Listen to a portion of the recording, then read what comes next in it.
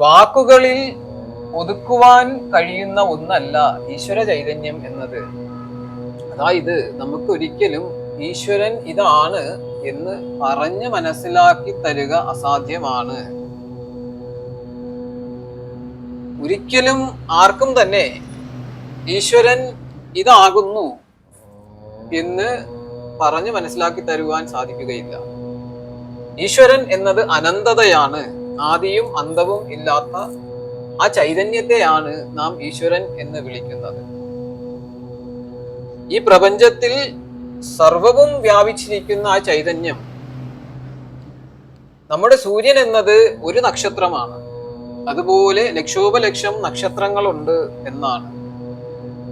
ആ ലക്ഷോപലക്ഷം വരുന്ന നക്ഷത്ര സമൂഹം എന്നത് ഈ ചൈതന്യത്തിന്റെ ഒരു ഭാഗം മാത്രമാണ് എന്ന് തിരിച്ചറിയുക. അപ്പോൾ അത്രയും അനന്തമായി വ്യാപിച്ചിരിക്കുന്ന ആ ചൈതന്യത്തെ നമുക്ക് നമ്മുടെ കണ്ണുകൊണ്ട് കണ്ടു തീർക്കുവാനോ നമ്മുടെ വാക്കുകൊണ്ട് പറഞ്ഞു തീർക്കുവാനോ സാധിക്കുകയില്ല. ഇത് മനസ്സിലാക്കിയ